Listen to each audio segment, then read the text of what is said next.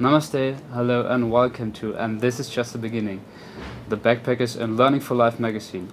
I'm Raphael, your host, and today's episode is about Rishikesh, its places to go, its spiritual centers and its travelers gathering places.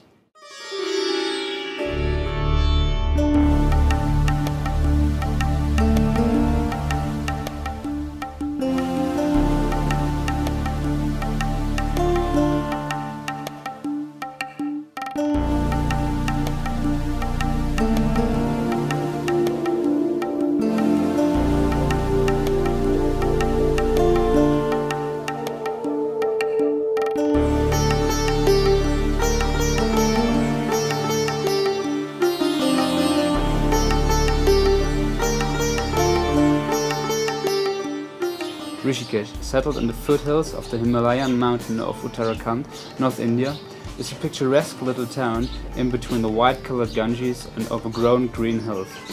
With a population of 100,000 residents, it's the seventh biggest city of the state. The many legends about the creation of Rishikesh manifest themselves in the different parts of the city. One legend states that Rishikesha, a form of Lord Vishnu, appeared to Rishi when he was in Tapas, a deep state of meditation.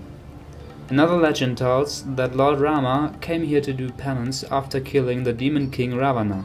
Rama's younger brother and loyal fellow Lakshmana was crossing the Ganges, where today's suspension bridge, Laxman Jhula, connects the city on both sides of the river since 1924.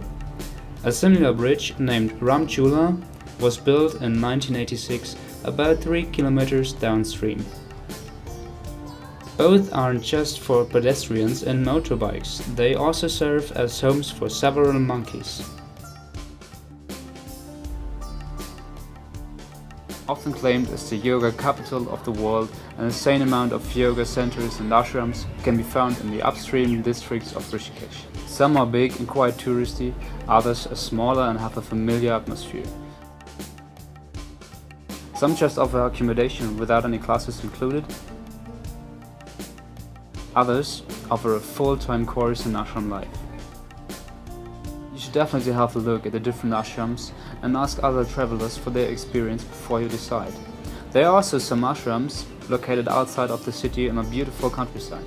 Even if you don't want to visit an ashram, it's worth going for a small hiking trip north of Rishikesh to discover hidden tracks leading along small river runs to beautiful waterfalls.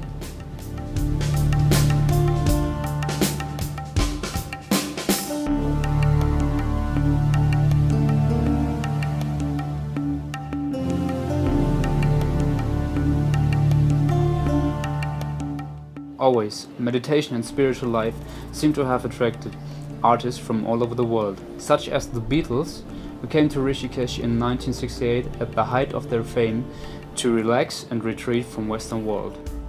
They stood at the ashram of Maharaja Ashram, having him as their teacher. Their period in Rishikesh is considered as one of their most productive ones. Many songs for the White Album were written here, and lots of ideas for future solo projects came up. Nowadays, the Maharaja's Ashram is surrounded by a special atmosphere, as it was abandoned in 1997. Not only painters, but also nature is leaving its footprints by covering walls and buildings with its decoration.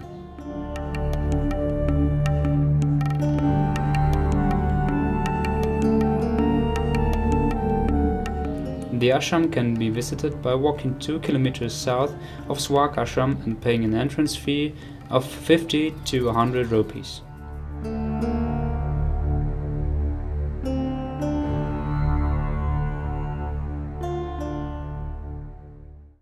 Still, many musicians travel through India and take some time for relaxing and jamming with new friends and travelers.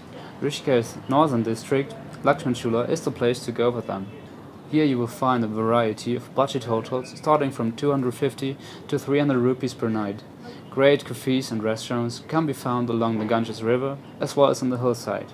Many backpackers linger around in famous tried and tested places like the Little Buddha, the Freedom and the Pyramid Cafe, but there are also some new places. For instance, the Moksha Happy Forest Cafe, north of Laxman Jhula. It was founded lately by Mayank and his friends as a place for open-minded people to come together for eating, drinking, making music and art. We are in our cafe Moksh Happy Forest Cafe.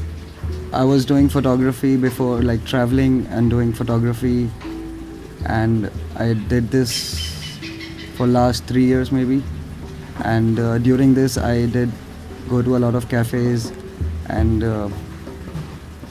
spend a lot of time in the cafe seeing how it is and meeting new people and new interesting people, talking to them, sharing ideas of creating something new, like a community, like something which just grows. I want to have this good place with me where we have a lot of people coming and interacting and making something new all the time. This year,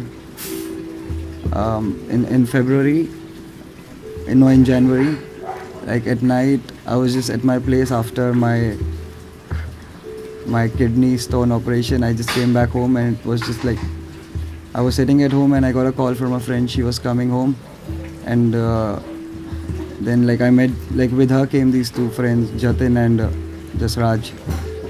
And then these guys tell me that they were planning to start a cafe, and I had this all throughout in my head, and I thought maybe, you know, like we can go just see the place. And this was one moment where I just like, we came to Rishikesh and we saw this space and we just decided to take this space. Then we started making this space. It took us like 4 months and it was a very crazy time. We had so many people who stayed with us from different parts of the world. It was one of my dreams to have like a place where it's all like everybody's coming, staying together, making art. And it was just like this place, it was coming true. I didn't know at all like where this place will like head to, or I still don't know what's the future really, but it's like taken me in a space, absorbed me so beautifully that it doesn't matter like what's coming next. It's not like my place or your place, no man, it's consumed me also in the most beautiful way. I connect with it so beautifully that it gives me the power to say it's my place, but not because it's my place that I've made it. And the funny part is, the more you allow it to happen, the more your dreams come true.